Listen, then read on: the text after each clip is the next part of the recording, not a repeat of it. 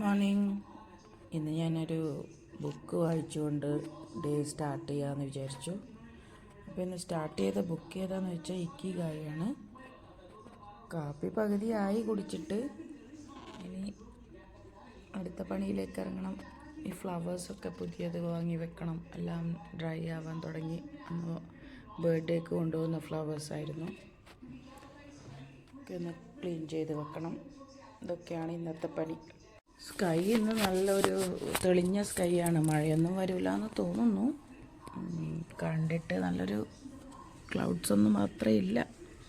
ഇപ്പം സമയം ഒരു 8:30 മണിയൊക്കെ കഴിഞ്ഞില്ലേ. ബ്രൈറ്റായിട്ടാണ് കാണുന്നത്.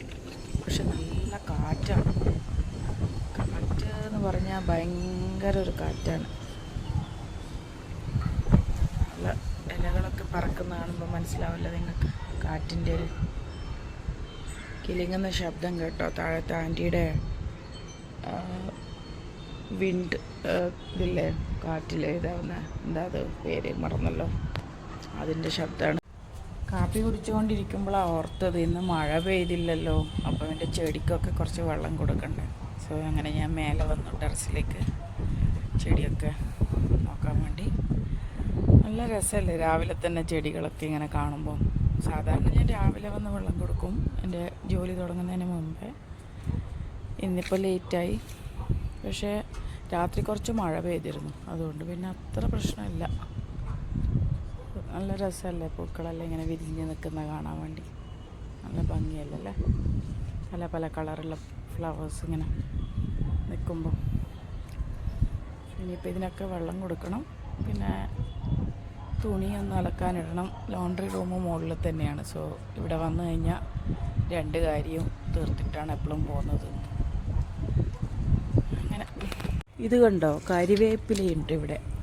കരിവേപ്പിലയും നാരങ്ങയും പപ്പായയും ഒക്കെ നട്ടിട്ടുണ്ട് ഞാൻ.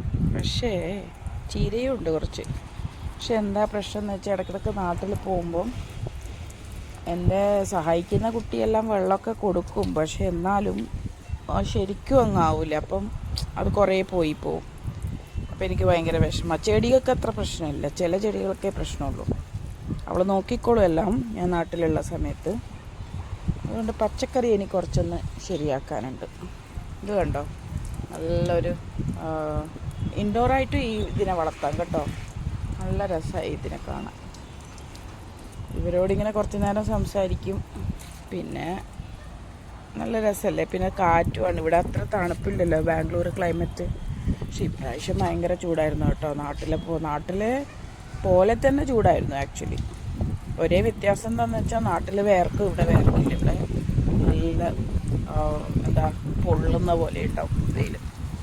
എനിക്ക് തോന്നുന്നു ആദ്യമായിട്ട് ഞങ്ങൾ ഇത്ര കൊല്ലം ഇവിടെ നിന്നിട്ട് ആദ്യമായിട്ടാണ് AC ഇട്ട് കിടന്നത് ഈ വർഷം. അത്ര ചൂടായിരുന്നു. ഞാനെന്നാൽ കുറച്ച് വെള്ളമൊക്കെ കൊടുക്കട്ടെ കേട്ടോ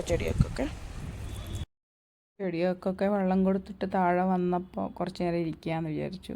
പിന്നെ അടുക്കളയിൽ പോയി രാവിലെ ബ്രേക്ക്ഫാസ്റ്റിന് പഴം പുഴുങ്ങിയത് കഴിക്കാമെന്ന് ഓർത്തു. അങ്ങനെ പഴം മുറിച്ചു, കുറച്ച് ഉപ്പിട്ട് മൈക്രോവേവിൽ ഒരു 4 മിനിറ്റ് ചൂടാക്കി മീൻസ് മൈക്രോവേവ് ചെയ്തു. ഒരു 4 മിനിറ്റ് കൊണ്ടൊക്കെ നല്ല പഴുത്ത പഴമാണെങ്കിൽ ശരിക്കും വരും. 4 മിനിറ്റ് ആവശ്യമില്ല, ശരിക്കും 3 മിനിറ്റൊക്കെ മതി. അത് കഴിഞ്ഞപ്പോൾ അതെടുത്തു. പിന്നെ കുറച്ച് വാട്ടർ മെലനും ഉണ്ടായിരുന്നു ഫ്രിഡ്ജിൽ മുറിച്ച് വെച്ചത്. അപ്പോൾ അതും പഴം പുഴുങ്ങിയതും ഒക്കെ ആയിരുന്നു ഇന്നത്തെ രാവിലത്തെ ബ്രേക്ക്ഫാസ്റ്റ്. മോനും പറഞ്ഞു അവനും അത് മതി എന്ന് പറഞ്ഞു. ഇപ്പം ഞാനും മോനും അല്ലേ ഇവിടെയുള്ളൂ. ഞങ്ങൾക്ക് 2 പേർക്കും ഇതുപോലെയുള്ള കുറച്ച് നെയ്യ് ഒഴിക്കും കേട്ടോ ഞാൻ പഴം പുഴുങ്ങിയതിൽ.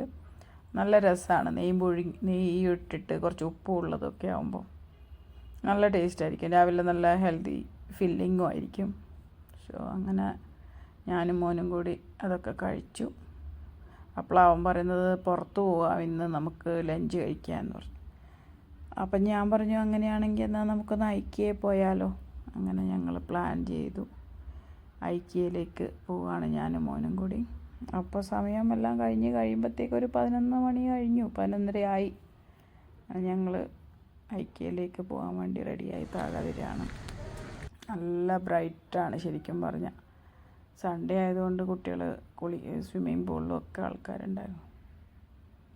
എന്ത് രസമാണെന്നറിയാമോ ബാംഗ്ലൂരിലുള്ള റോഡ്സ് കാണാൻ. എല്ലാ റോഡ്സും നല്ല ഭംഗിയാണെന്ന് ഞാൻ പറയില്ല, പക്ഷേ മെയിൻ റോഡുകളൊക്കെ ആക്ച്വലി നല്ല ഭംഗിയാണ്. ഈ ഇടവഴികൾ പോലത്തെ റോഡുകളാണ് നമുക്ക് കുറച്ച് കോംപ്ലിക്കേറ്റഡ്. നല്ല പച്ചപ്പുമായിരിക്കും എപ്പോഴും, നിറയെ മരങ്ങളായിരിക്കും രണ്ട് സൈഡിലും.